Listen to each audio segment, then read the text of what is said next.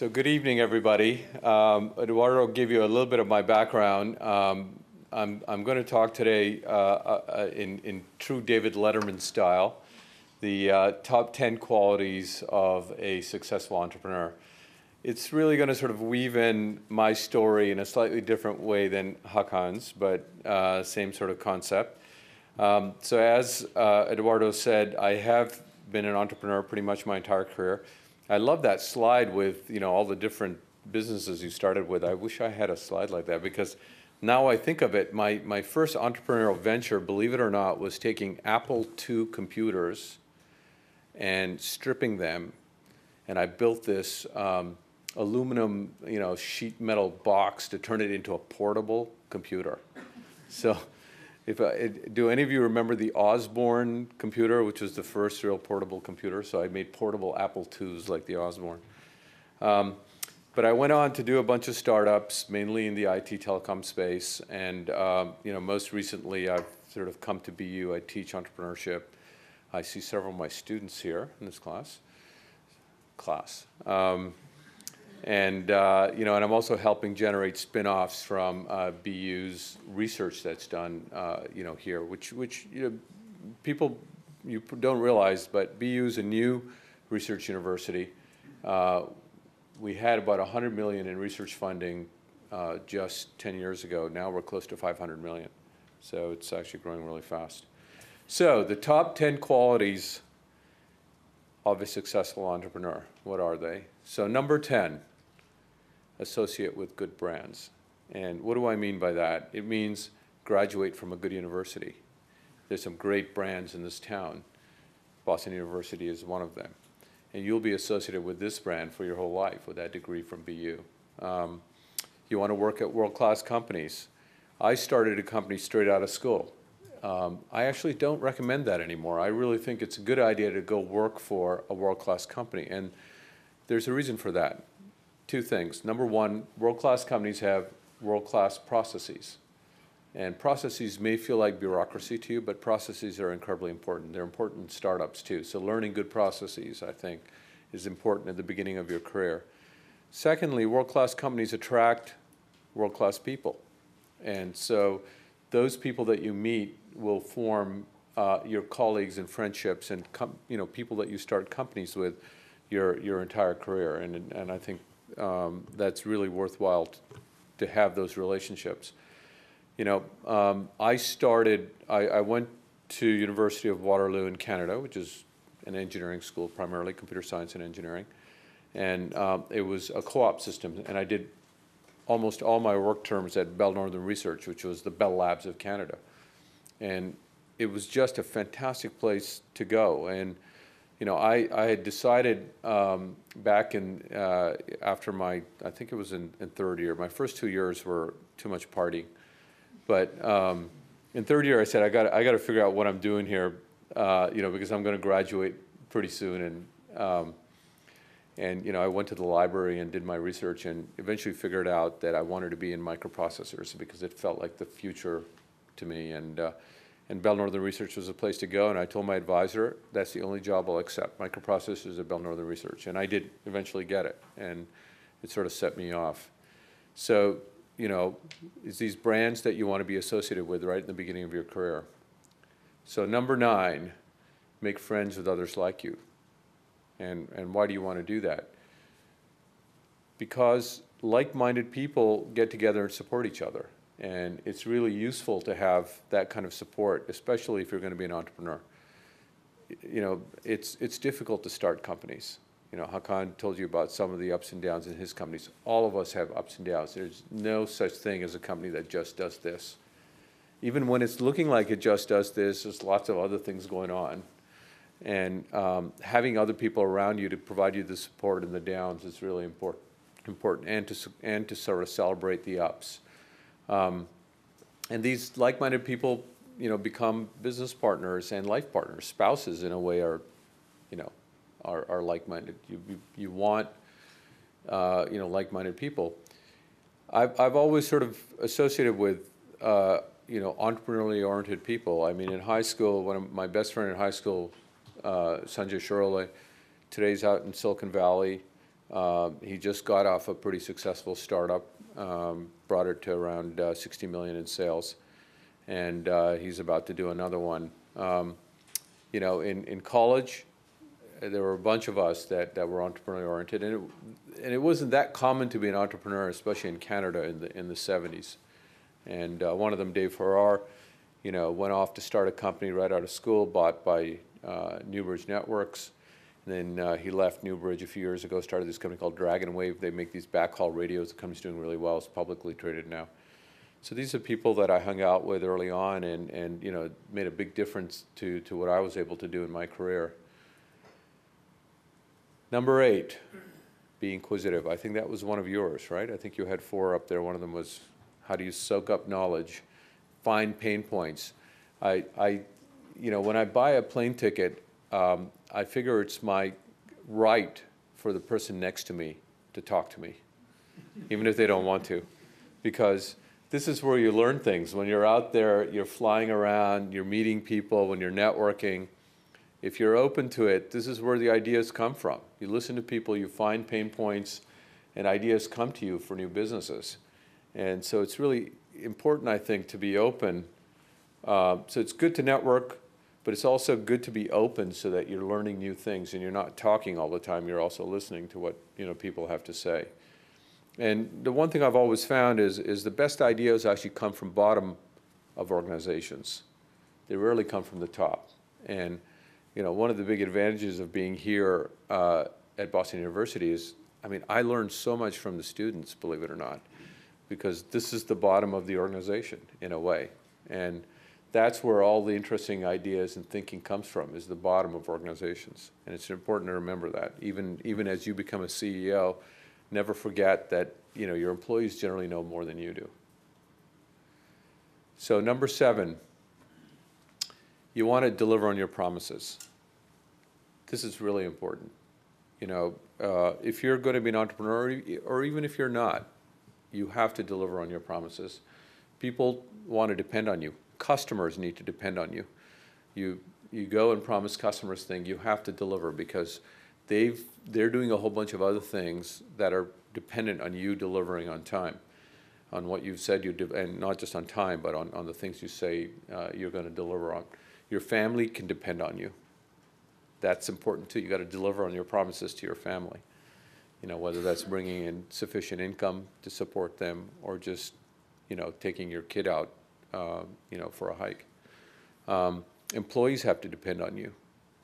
So it's really important to remember that there's all these people depending on you when you're an entrepreneur, and that you need to deliver on your promises.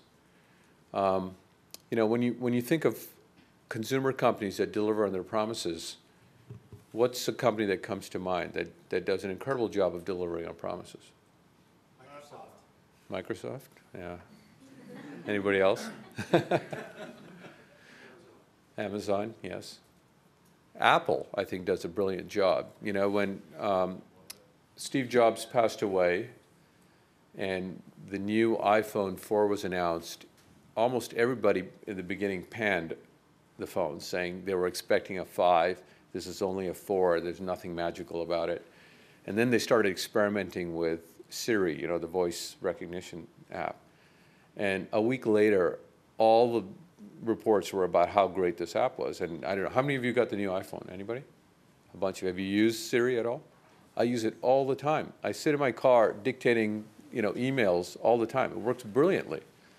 And so here's a company that, you know, without a lot of fanfare, delivers on its promises. Who doesn't deliver on their promises? What happened today? The super committee?